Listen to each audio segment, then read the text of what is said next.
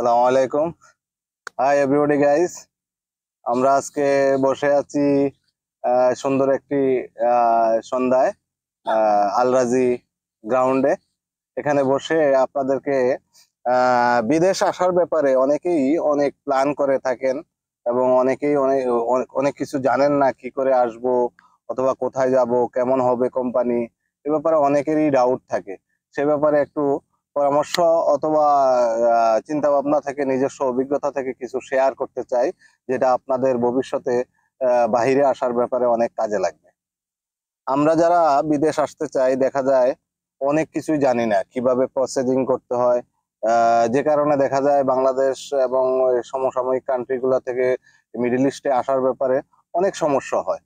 মূলত বাংলাদেশ থেকে কখনো আপনি বাইরে আসলে সর্বপ্রথম আপনার যে প্রস্তুতিটা প্রয়োজন, সেটা হলো আপনার নিজেকে প্রস্তুত করা। আপনি কিসের উপর অভিজ্ঞ অথবা অভিজ্ঞতা নেই, তো অভিজ্ঞতা অর্জন করা কিসের উপর প্রয়োজন, আপনি কি ধরনের কাজ জানেন অথবা লেখাপড়া কতটুকু। আপনি যদি সাধারণ লেবার শ্রেণীর হয়ে থাকেন, কোনো কাজই জানেন না, শুধুমাত্র এসএসসি পাস করেছেন, অথবা সেক্ষেত্রে আপনার প্রাথমিক প্রয়োজন প্রস্তুতির জন্য কমিউনিকেশন স্কিল তৈরি করার জন্য। যে, আহ, যেমন মিডল ইস্টে আসলে সর্বপ্রথম যে জিনিসটা জরুরি দরকার, সেটা হলো ইংলিশ। মিডল ইস্ট কেন, পৃথিবীর যে কোনো দেশে যাওয়ার জন্য আপনার ইন্টারন্যাশনাল কমিউনিকেশনের জন্য আপনাকে প্রয়োজন হলো ইংলিশ জানা। তাছাড়া হলো সেকেন্ড ল্যাঙ্গুয়েজ হিসেবে এখানে হিন্দি প্রচলিত, কারণ মিডল ইস্টের প্রতিটা বড় কোম্পানি ম্যানেজমেন্ট সম্পূর্ণ হিন্দি ইন্ডিয়ান লোকদের দ্বারা পরিচালিত। সেখানে আপনি কাজ করতে গেলে 50% অথবা 40% লোক পাবেন ইন্ডিয়ান। তো আপনাকে হিন্দিটা জানলে আপনি প্রিপারেবল থাকবেন। তাছাড়া ইংলিশ যদি আপনি করায়ত্ত করতে পারেন, ইংলিশটা কিছুটা কমিউনিকেশন স্কিল নিয়ে আসলে আপনাকে কোনো সমস্যা হয় না। আর এটাই হলো আপনার একটা অ্যাডভান্স মিলা। কারণ আপনি লেবার হিসেবে আসছেন, আপনি ভালো ল্যাঙ্গুয়েজ স্কিল আছে, আপনি অ্যাজ সুন অ্যাজ পসিবল আপনি দেখা যাবে যে সুপারভাইজার হয়ে গেছেন, অথবা স্টোর কিপার হয়ে গেছেন, অথবা একটা ভালো পজিশন পেয়ে গেছেন। আর যদি ল্যাঙ্গুয়েজ স্কিল ভালো না থাকে, তাহলে আপনাকে ভালো কাজ জানা সত্ত্বেও, অভিজ্ঞতা ভালো থাকা সত্ত্বেও আপনাকে সাধারণ শ্রমিকের মতো কাজ করতে হবে। আপনার সুযোগ সুবিধা পাওয়ার ক্ষেত্রে, আপনার কোম্পানির সাথে কোনো ব্যাপারে নেগোসিয়েশনের ক্ষেত্রে আপনি সবসময় পিছিয়ে পিছিয়ে থাকবেন। এক্ষেত্রে আপনাকে প্রথমত কোথাও বাংলাদেশে অথবা নিজ দেশে থেকে একটা কোনো সেন্টারের মাধ্যমে হালকা একটা ট্রেনিং সেন্টারে ভর্তি হয়ে আপনি কমিউনিকেশন স্কিলটা প্লাস কাজের ধারণাটা তৈরি করে নিতে হবে। বিশেষ করে আপনি লেবার সেক্টরে আসেন, যেই কাজ নিয়ে আসবেন না কেন, কিছু একটা অভিজ্ঞতা, কোনো সেক্টরের অভিজ্ঞতা না থাকলে আপনি এখানে সাধারণ লেবার, আপনাকে কোনো মূল্যায়নে করা হবে না। আমরা যারা ক্যাটারিং সেক্টরে কাজ করি, আমি বলবো ক্যাটারিং সেক্টরে দুটাই অপশন আপনাকে ডেভেলপ করার ক্ষেত্রে। একটা হলো অপারেশনাল সেক্টরে গেলে আপনি সার্ভিস সেক্টর আছে, সার্ভিস সেক্টরে গেলে আপনি ওয়েটার থেকে সুপারভাইজার হতে পারবেন, সুপারভাইজার থেকে একসময় ম্যানেজার হতে হবে। এই ক্ষেত্রে আপনার প্রয়োজনীয় ল্যাঙ্গুয়েজ স্কিল আর অভিজ্ঞতা এবং কাজের দক্ষতা, এই সব কিছুই ডিপেন্ড করে আপনার উপরে। আর এই ক্ষেত্রে আরেকটা স্কিল আপনাকে সারা ওয়ার্ল্ডে সম্মানিত করবে, সেটা হলো আপনি যদি কুকিং সেক্টরে যান, প্রোডাকশন সেক্টরে আপনাকে কুকিং এর কাজ জানতে হবে। যেমন সালাদ, সুইট, বেকারি, পেস্ট্রি জাতীয় জিনিস, এইসব অভিজ্ঞতাগুলো আপনার ব্যক্তিগত স্কিলকে উন্নত করবে। আপনি একটা কোম্পানি থেকে আরেকটা কোম্পানিতে অটোমেটিকলি প্রমোট হতে পারবেন, যেতে পারবেন, আপনি নিজেকে একটা অবস্থানে তৈরি করতে পারবেন। অনেক অশিক্ষিত ছেলেপেলেও দেখছি যারা সাধারণ ক্লিনার ভিসায় এসেছে, তারা কিন্তু একটা প্যাশন নিয়ে কাজ করছে, জানার ইচ্ছা আগ্রহ আছে। সে গিয়ে সালাদম্যানের সাথে কাজ করেছে, সে গিয়ে ইন্ডিয়ান কুকের সাথে কাজ করেছে, সে গিয়ে পেস্ট্রি মেকারের সাথে কাজ করেছে। আস্তে আস্তে সে অ্যাসিস্ট্যান্ট কুক হিসাবে পদোন্নতি পাইছে, তারপরে কুক হিসাবে, শেফ হিসাবে আজকে নিজেকে প্রতিষ্ঠিত করছে। এই জন্য আপনাকে যে কোনো জায়গায় যান, ক্যাটারিং কোম্পানি বলেন, একটা কোনো কনস্ট্রাকশন কোম্পানি বলেন, সব জায়গায় আপনাকে নিজের স্কিলটাকে নিজে ডেভেলপ করার ক্ষেত্রে আপনাকে ল্যাঙ্গুয়েজ একটা বড় পার্ট বেয়ার করে। সুতরাং ল্যাঙ্গুয়েজ আপনাকে নিতে হবে, ল্যাঙ্গুয়েজ ভালো জানতে হবে। সেটা যদি আপনি হিন্দি না জানেন, হিন্দি শেখাটা একটা ব্যাপার না, আরবি শেখাটা ব্যাপার না। কেউ যদি ভাবেন যে আমি আরবি কিভাবে শিখবো, কঠিন ল্যাঙ্গুয়েজ, কিছুই জানি না, আসলে তা না। আরবি অনলি 3 মান্থ 4 মান্থের ব্যাপারে।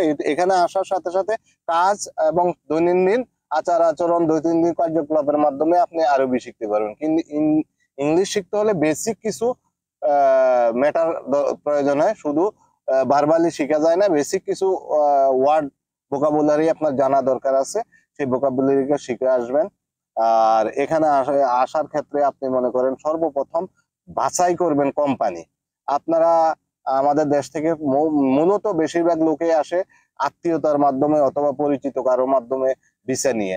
এভাবে ভিসা নিয়ে না জেনে না শুনে, আজকাল ইন্টারনেটের যুগ, আপনারা ইন্টারনেটের মাধ্যমে দেখবেন যে ভিসাগুলা কেমন হচ্ছে, কোম্পানিটা কেমন, কোম্পানিটার বিশেষ করে যেমন ইন্টারনেটে সার্চ দিলে কোম্পানিগুলোর নাম আসবে, তাদের কার্যক্রম সম্বন্ধে জানতে পারবেন, রেজিস্ট্রেশন সম্বন্ধে জানবেন, স্যালারি স্ট্যাটাস সম্বন্ধে জানতে পারবেন।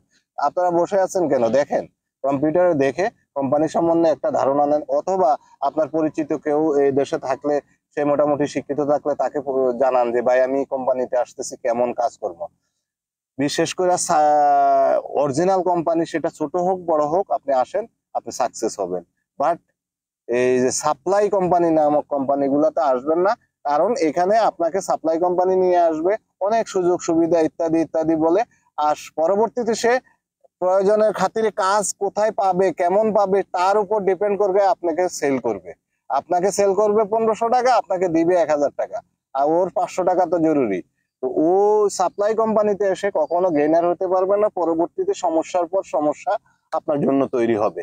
এজন্য আপনারা আসার ক্ষেত্রে ভিসা অরিজিনাল কোম্পানি কিনা সেটা দেখবেন। যেমন এই সৌদি আরবে অনেকগুলো ভালো কোম্পানি আছে, বেস্ট ওয়ান কোম্পানি, আরামকো, তারপরে আছে ফকি, তারপরে আছে আলমারাই, তারপরে নাদেক, এই ধরনের রেড সি, বর্তমানে একটা বড় কোম্পানি রেড সি, যেটা সৌদির গভর্নমেন্ট পরিচালনা করতেছে। রেড সি প্রজেক্টের মাধ্যমে নিয়ন সিটি এবং বড় বড় উন্নয়ন প্রকল্প, সৌদি আরবের বড় যত প্রকল্প আছে সব রেড সির মাধ্যমে হচ্ছে। এই রেড সি কোথাও পেলে, রেড সির অরিজিনাল কোম্পানি পেলে আপনারা আসবেন, এটাতে আপনাদের লাভবান হবেন এবং আপনার পরিবারও উপকৃত হবে, আপনি একটা ভালো বেটার ফিউচার পাবেন।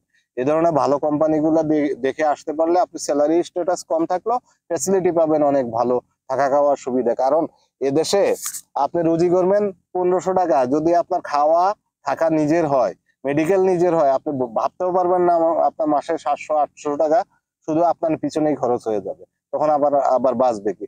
আবার অনেক কোম্পানি আছে স্যালারি 1000 টাকা দিচ্ছে, কিন্তু সবকিছু ওদের, খাওয়া থাকা মেডিকেল, তাতে গিয়ে দেখা 1000 টাকা 1000 টাকায় আপনি সেভ করতে পারতেছেন। এই জন্য কোম্পানি ভালো দেখবেন, বেটার কোম্পানি দেখবেন, আর কোম্পানিগুলার পজিশন দেখবেন, সুযোগ সুবিধা দেখবেন। বর্তমানে কন্ট্রাক্ট ফ্রি, আপনি ইচ্ছা করলে যে কোনো কোম্পানিতে 2 বছর করার পরে আবার দেশে গিয়ে 3 মাস পরেও আসতে পারতেছেন। সুতরাং দেখে শুনে কোম্পানি চুজ করুন আর নিজের দক্ষতা বাড়ান। একটা দক্ষতা থাকলে আপনি আসার আগে তাড়াহুড়া করে বিদেশ আসার দরকার নেই। তাড়াহুড়া করে একটা বাজে কোম্পানিতে এসে 2 বছর বেকার খেটে 5 লক্ষ টাকা নষ্ট করার দরকার নেই। তার চেয়ে বরং আপনি দেশে থেকে 50,000 টাকা খরচ করে নিজেকে দক্ষ যে কোনো লাইনে, আপনি কার্পেন্টার হন, আপনি 5 ফিটার হন, আপনি গাড়ির ড্রাইভিং জানুন, যে কোনো একটা পেশায় আপনি নিজেকে দক্ষ করে তুলুন। দক্ষতার দাম দেশেও আছে, বিদেশেও আছে। সুতরাং দক্ষ লোক হলে আপনি এদেশে এসে ভালো, নিজের জন্য ভালো করতে পারবেন, দেশের জন্য ভালো করতে পারবেন। এই জন্য বলবো ভাই, এদেশে আসার ক্ষেত্রে আপনি প্রথমত ভিসা যাচাই করুন। এরপরে আপনি একটা জিনিস মনে রাখবেন, ভালো কোনো কোম্পানি অতিরিক্ত টাকা আপনার নিবে না।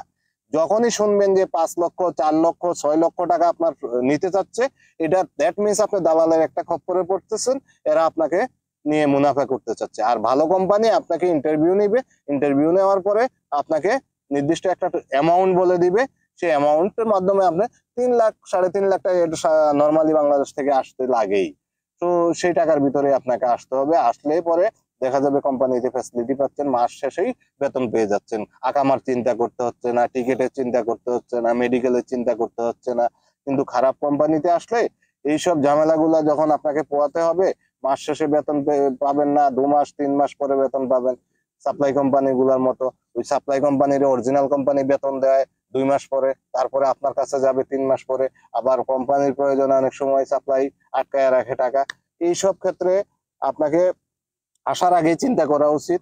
নিজে দক্ষ হন, ইন্টারভিউ দেন কোম্পানিতে, যেখানে যে ট্রাভেলস থেকে আসবেন অত্যন্ত যাচাই বাছাই করে আসার চেষ্টা করেন। নেট আছে, 2-4 বন্ধু বান্ধব আছে, তাদের সাথে আলাপ করুন, তারপরে আপনি এদেশে আসেন।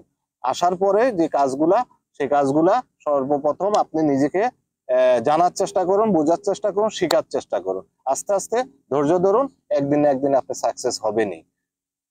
ঠিক আছে বন্ধুরা, পরবর্তী ভিডিওতে ইনশাল্লাহ আপনাদের সাথে আরো ডিটেলস আলাপ করার চেষ্টা। আজকে প্রথম দিন, প্রাথমিক কিছু ধারণা দিলাম। থ্যাংক ইউ, ধন্যবাদ। সবাই ভালো থাকবেন। আল্লাহ হাফেজ।